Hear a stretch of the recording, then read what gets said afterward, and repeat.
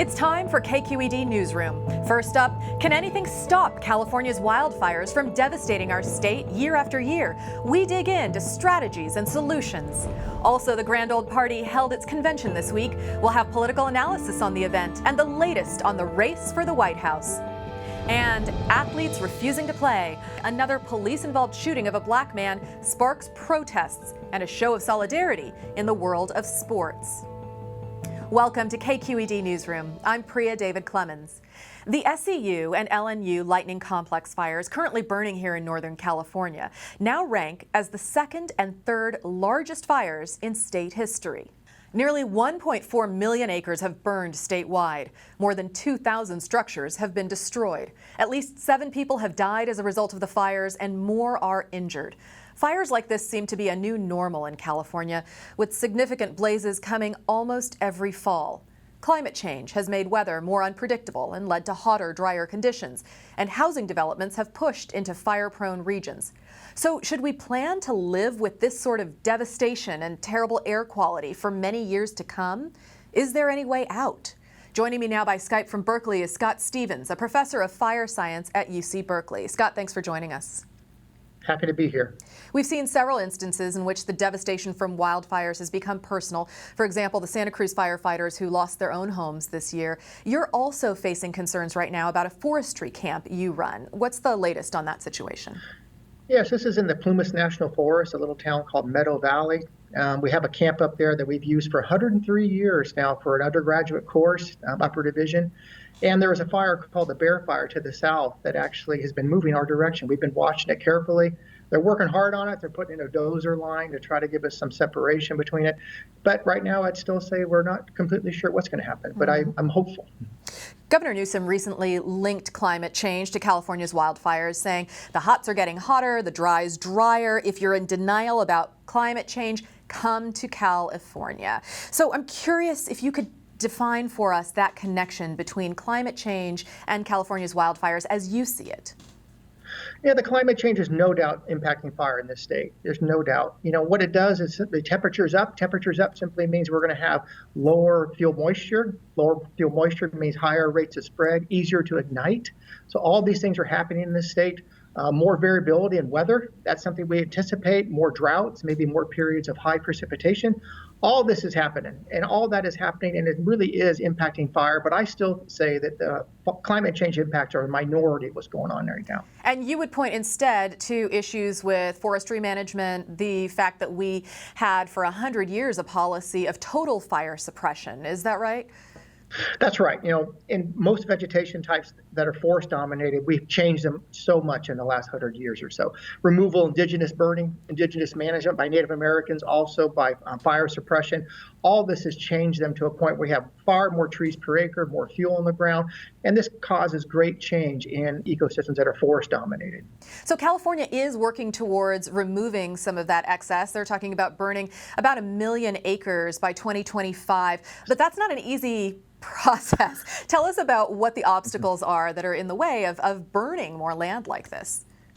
No, you're very, very right. You know, we really have a small program out here right now. We've never done this at scale. So first thing we need is a trained workforce. We need a workforce that basically can actually deal with the idea of putting more fire on the ground. And this is something that the state is trying to facilitate. Maybe more private people getting actual certification to burn on private lands because of just the need for a workforce that enables this. We also need to have more people that are just going to be more connected to fire. You know, of course, we see the big flames, we see the destruction, it's all real. But there's also this part of fire that's so integral, ecological, cultural, even societal. So parts of that have to be us actually getting better as a society to deal with fire and actually work with it proactively. So our solution here then is to burn more.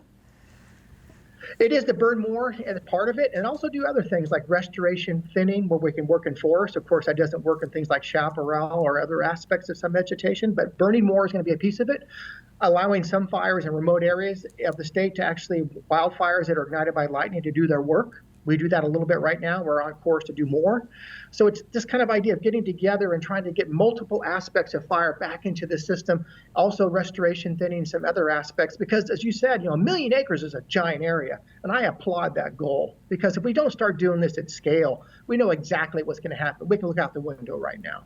So if we don't do this at scale and really start to make a concerted effort to get ecosystems better prepared, there's no doubt we're just going to have continued problems, and we also got to get people better prepared.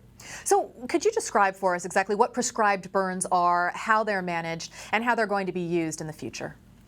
Yeah, prescribed fire is an idea where we just have an objective for fire on the ground. We make a plan, we write that plan, the plan is developed, and then we actually execute the plan. So we're looking for things like weather, we're looking for things such as topography, we're also looking at fuel loads, and we're looking at how we're going to put fire on the ground in terms of ignition pattern.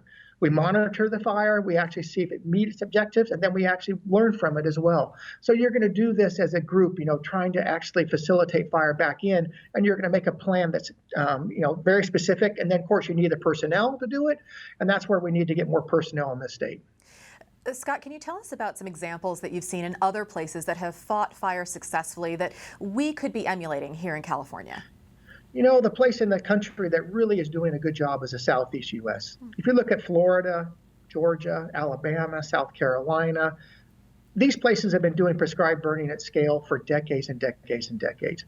The state of Florida last year burned 750,000 acres of forest, and 75% of that was privately owned. That's extraordinary. And they're doing that year after year after year. Georgia actually says it did more. So these are places where fire has been incorporated into management routinely. They call it burn in the rough. Generally, it's a different season of fire. It's late spring is when they do their burning versus us, we do more in the fall. But they do this routinely every year. And people are actually accustomed to it, and they actually anticipate it.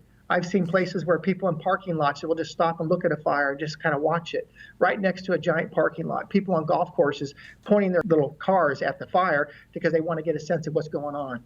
It's so routine down there that it's actually become commonplace. And why wasn't that done here in California in the same way? Well, California had a little different history. We have a lot more federal land out here versus state land. I think the state land being a higher proportion in Florida enabled some groups that really focused on things like hunting and maybe conservation to actually work a little earlier.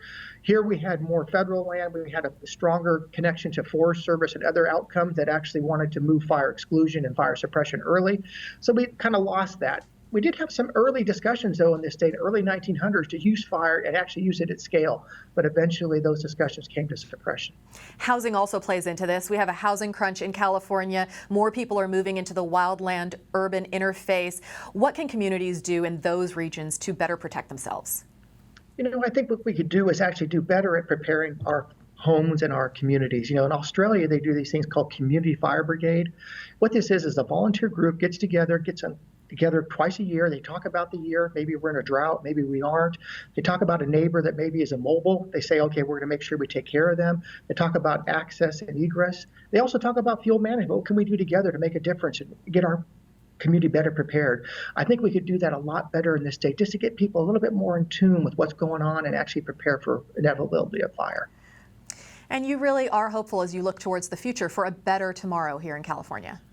I really am, because even though climate change is changing systems, we have a potential to do better. We can do better, get people better prepared for fire, get homes better prepared. We can get our ecosystems better prepared. We can do all of that. So I'm very hopeful, even though I know so many people right now are hurting, so many people have lost so much, even lives.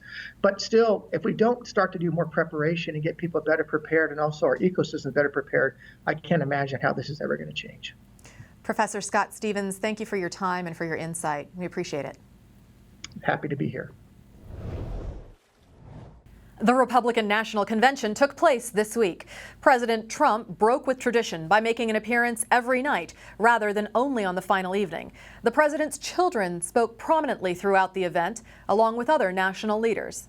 In another break with tradition, the current Secretary of State, Mike Pompeo, became the first person in his position to address such a convention in 75 years. He praised the president's America First policies, speaking from the new U.S. Embassy in Jerusalem. In his convention speech last night, President Trump strongly denounced his Democratic presidential rival, Joe Biden, calling him, quote, a Trojan horse for socialism. Joining me now by Skype from Mountain View is Lanhee Chen, a Hoover Institution Fellow and former advisor to the presidential campaigns of Mitt Romney and Marco Rubio. And joining us by Skype from San Francisco is KQED politics and government correspondent and the co-host of KQED's Political Breakdown podcast, Marisa Lagos. Thank you both for joining us. Thanks, for Thank you. Lanhee, what were the primary goals and who was the primary audience for the GOP in this week of convention, and did they reach them? I think two audiences we saw. First was that Republican base, that firm base of support for Donald Trump. There was an effort to reach out to them with your typical fare that you would see at a Republican National Convention. Many speakers were oriented toward targeting that population to get them energized and excited to vote come November. But you also had this interesting duality because you had an effort to reach out to swing voters in suburban and exurban areas. And this is really key because the Republican Party did not do well with these voters in 2018. So there was some effort to reach out to this group to try and get them interested. And you saw efforts to soften President Trump's image. His daughter did this. Many other speakers tried to do this, to say basically, look, you may not like his style, you may not like his tweeting, but judge him by his record, his results, and his plan. And I think that was really an effort to squarely target those suburban and exurban voters.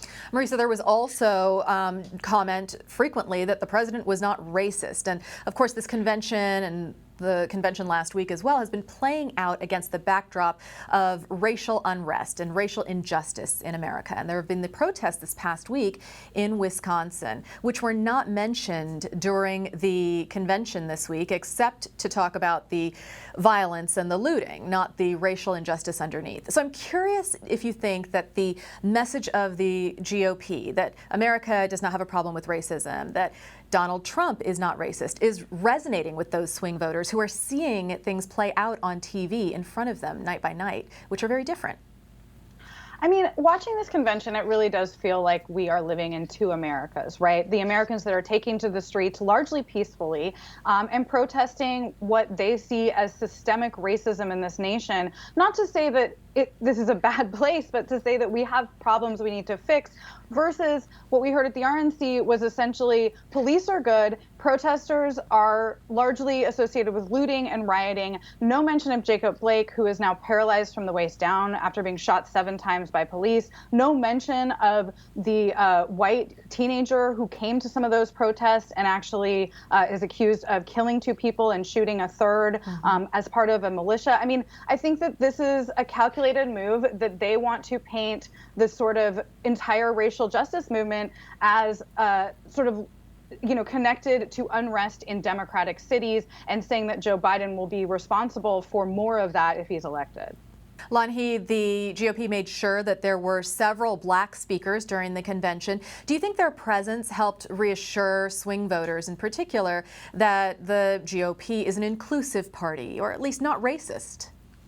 Well, I think that was the goal. I think there was a recognition, particularly after the first round of protests happened in the wake of all of the racial unrest that we saw over the last several months. I think after that, the Republican Party felt that it was at a disadvantage. And so it was important to showcase some of the diversity, some of the different voices and faces in the Republican Party. I thought, for the most part, those individuals did a good job. Tim Scott, the U.S. Senator from South Carolina, I thought gave a very good speech with the memorable line of going from cotton to Congress in one generation, which is quite a remarkable story. You had Daniel Cameron, the young Attorney General of the state of Kentucky, who also presented an alternate vision. But look, at the end of the day, voters are going to render judgment on this, right? Political parties can do all they want to showcase whoever they want to try and showcase. But voters are the ones that are going to have to make that determination. And ultimately, again, it comes back to those voters who are in those swing districts, those swing parts of the country that will have an impact on this election that will make that determination. Marisa, several Republican speakers made the case that Joe Biden and Kamala Harris would make America less safe. And they also said that Joe Biden would support defunding police departments, which is a false claim. How do you think Joe Biden will fare in fighting back against these accusations? What does he need to do? Well, I think think that the Democratic Party needs to talk about what they do stand for, which, as you point out, is not as sort of radical of a vision of what Donald Trump put forward. And I think that there needs to be a lot of balance between attacking Trump, which I think that they will do and need to do. I mean, the fact is, Trump is saying that, the images that we're seeing across the country when protests do devolve to violence are indicative of what Democrats will bring to America. He is in charge of this country right now, right? So I think that is something that they're going to have to hit. But I also think that, Americans don't want to only hear negativity about this nation. They want to hear hope. They want to hear American exceptionalism, honestly. I think a lot of people on the left and right really buy into that. And so I do think that that's something we're seeing Biden with some of the ads he's come out with this week, trying to kind of hit that middle ground. And I think some of this is going to be him doing what he tried to do last week at the DNC, which is to really present himself as presidential. He didn't actually mention the president by name in his speech. And I think that was intentional. And I think we're going to see maybe more attacks from Kamala Harris on Trump and Pence directly, and maybe a little bit more positivity from Biden. Lan He, the economy is obviously an important part of the president's agenda here. The economy was growing here in America until the coronavirus struck. How effective was the president's message on future economic growth under his leadership? Well, I think it was the best message he could have articulated, precisely for the reason that you indicated, which is the economy was performing quite well. Then we had COVID-19, and then the economy cratered. And it's going to take some time for this economy to rebuild. The president's trying to strike hopeful notes. He's trying to say, look, I did it before, I can do it again. The reality is, Priya, this is the strongest issue, I think, for Republicans going into the election. If you look at public opinion polling, the one issue on which President Trump has a consistent advantage over Vice President Biden is on the handling of the economy. So if President Trump is going to continue to drive this issue, I do think eventually it's going to be his strongest hope. Even given the state of the economy now, people have a tendency to give him the benefit of the doubt when it comes to the economy and his handling of the economy. And so I do think that should be a principal theme for Republicans and for the president as they campaign here into the fall. Lan He, what do you think are the strategic objectives that the Trump campaign needs to accomplish in the next few weeks? A few things. First of all, they have got to shore up the states where they are marginal but absolutely need to win. States like Texas and Georgia, which have become more competitive. Florida, which previously President Trump had done very well in, they've really got to pay special attention to those. Arizona might be another one of those states. And then they've got to be on message, which can be difficult for the president sometimes to stay on message. They've really got to be on message, as I said, around the economy. I do think the law and order appeal will work in some suburban areas, but they have to be careful with that one because that can be a double-edged sword. So targeting effectively, staying on message, those would be the two big goals I would articulate for the next few weeks. And Marisa, just briefly from you, what does the Trump campaign or the Biden campaign need to focus on in the coming weeks? Well, I think if the Trump campaign is going to, and we expect them to, hammer on the economy, Lonnie's absolutely right. That is an area where Trump still has a lot of strength, especially with independent voters and the voters he needs.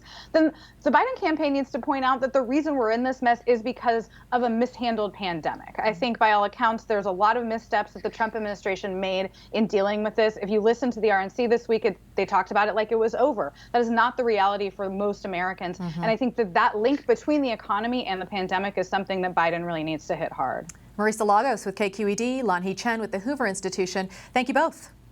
Thank you, Priya. On Wednesday, the Milwaukee Bucks basketball team boycotted their playoff game against the Orlando Magic to protest the shooting of Jacob Blake, a black man shot in the back 7 times by a white police officer in Kenosha, Wisconsin. The shooting has spurred protests, some of which have turned violent. The National Guard has been deployed to keep the peace in Kenosha. The Bucks' walkout led to the cancellation of NBA games on Wednesday and Thursday. It also inspired athletes in other sports to join in solidarity. 3 WNBA basketball games were also canceled on Wednesday night, as were Major League Soccer and baseball games, including one with the San Francisco Giants. Joining me now by Skype from Los Angeles is Sean Anderson, an assistant professor of organizational communication at Loyola Marymount University, who has studied the issue of racism in sports. And joining by Skype from Mill Valley is the host of the Mark Willard Show on KNBR, Mark Willard. Gentlemen, thank you so much for joining. Thanks for having me. Great to be here. Sean, let's start with you. President Trump said yesterday the NBA had become like a, quote, political organization, which he didn't think was a good thing for sports or the country. The unspoken sentiment here is that athletes should stick to sports. You disagree with that concept, though. Why is that?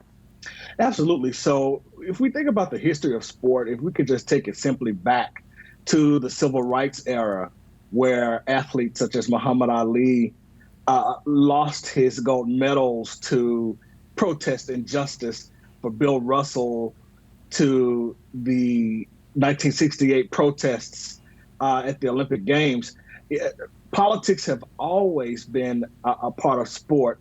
And these athletes back then recognized that they had the platform to fight injustice, just as these athletes feel like they have the platform now. So to say that the marriage of politics and sport shouldn't be there is totally naive. And as long as there is racial injustice, sport will be at the forefront to combat it. Mark, this was obviously a very powerful statement by several teams and players across several different sports. Is this an unprecedented sort of statement in the world of sports? No, and I think as Sean is saying, it's not really unprecedented at all. It's unprecedented maybe from the level of an entire team or an entire league walking out. But you've seen incidents like this throughout the years many times. I mean, the Syracuse 8 in 1970 who would not play. Again, those were a few athletes, not the entire team. Same thing with Missouri football players just a handful of years ago, about a decade ago, maybe a little bit less, who felt like there was racism inside the athletic department and called for the head of the university to step down or they would not play, and they actually were successful. So it's an extension of things that have been happening through the years. It is rare that an entire team and definitely an entire league would suddenly just stop and pause to allow people to reflect. But we have seen early versions of this for years and years. And how effective have these protests been over the years? Well, I mean, again, the Missouri one is one that stands out recently that absolutely had an effect. Sean mentioned Muhammad Ali, and I think the effectiveness of them cannot always be seen right away, because I think a lot of people are confused at the entire point. On my show, I get that question a lot. Okay, they sat out one game. What is that really going to do? Well, it's not about sitting out one game. It's about taking a moment to not provide America the distraction of sitting down and watching a game and not paying attention to what is going on in the world. And so that reflection is what's necessary. And over time, that has a profound effect, I believe. Sean, what do you think? What's the likelihood that these athletes will be able to bring about change when elected officials and other leaders have not yet been able to do so? One thing that's mentioned and what we've just talked about was the fact that you're seeing the prominent athletes, where in times past, athletes who may be on their last leg of their career or not as popular as others, taking a stand on social issues, but you're seeing multiple athletes who have a lot of clout and who have a very big platform coming out, speaking about these particular issues and the sacrifices that they're making monetarily, which could be an issue, which was an issue in times past with some athletes. Now taking that sacrifice to say, hey, we have had enough. This is enough to cause us to be able to make a change now. We need the governments, we need the organizations to listen to us and our plight.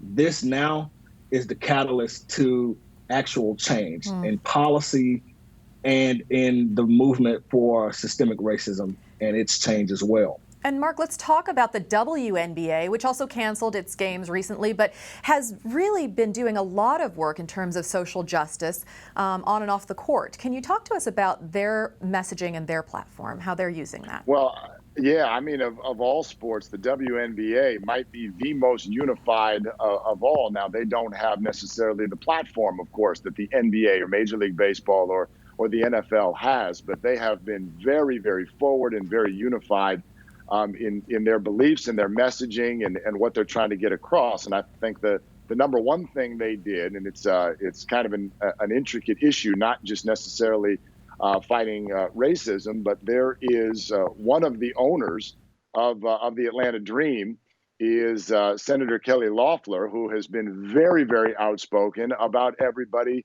standing at attention during the anthem, not using sports as the platform as we're discussing.